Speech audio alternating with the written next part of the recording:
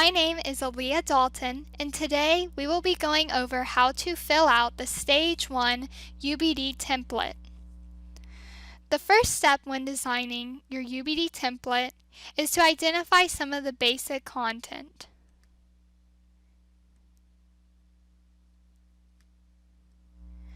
Some of the basic course content include identifiers about your course. This includes stuff about the subject and discipline, the time frame that the course will take, or the type of school or organization that you are presenting this material to, such as, for example, a public school, a private school, or a training company. You will also list if you need a textbook for the class, or if there are online resources, such as free online resources that your students will need access to.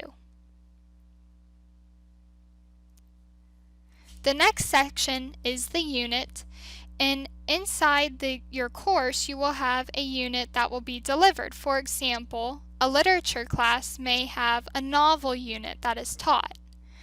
Inside your unit you will select the time frame that you will teach the unit and where does it fit into your class.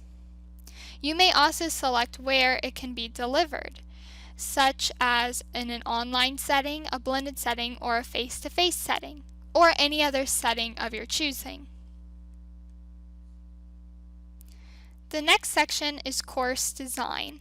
This regards the final outcomes students will demonstrate after class completion. Should the students complete a course project, or should they plan to teach the course after learning the material? Or you can also describe the level of expertise, such as will your students be able to become future teachers of this content, or designers, or will they be subject matter experts? The next section to follow is the unit overview and the unit summary. In the unit overview, this is considered a unit description. Think of it as if a student were searching for class information or reading a syllabus on this unit. What would you describe in a few simple, brief words and phrases? The second section of the unit summary is the revised inspirational big idea. This big idea is where you transform your original big idea for what the unit and course should look like, but write it and create it in a way that draws in a student so they look forward to learning and do not get overwhelmed with the content.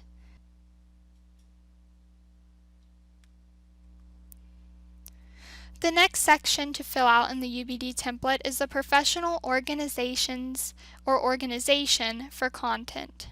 This is where you list a professional organization that you will follow their competencies and standards that they provide in the course type you are completing and presenting to students. You will put the name of the organization and the URL to their website, as well as the URL that goes directly to their competencies and standards in the first, second, and third boxes. You may also provide a second organization that you may follow in your content in class.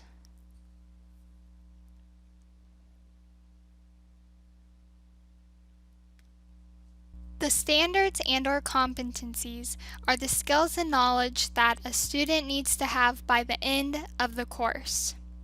You can find these standards and competencies from any organization that you choose to follow their standards and competencies. You will put their code in the left-hand description, and then in the right-hand area you will list what the competency and/or standard is. If you do not have standards or competencies in your selection, you can also put C1, C2, and C3 as follows for the code. The next section is transfer. And transfer means the future. This is what does the student need to be able to do next year in a job without the professor's help. You are able to apply 5 types of transfer codes and transfer abilities that you would like your students to have by the end and completion of your course.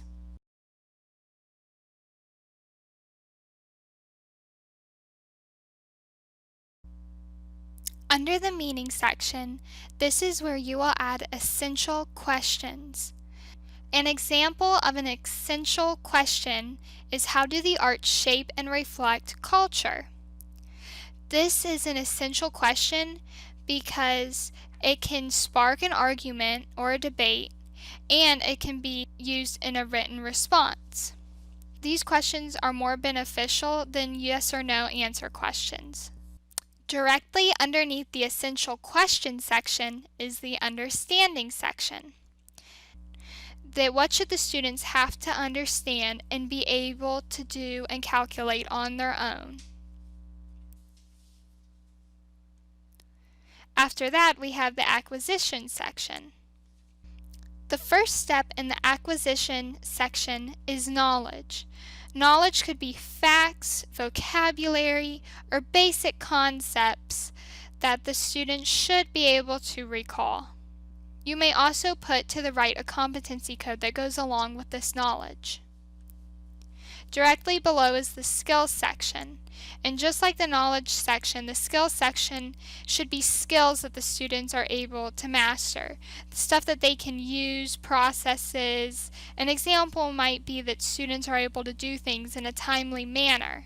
They might be able to take on responsibility or risks, or metacognition.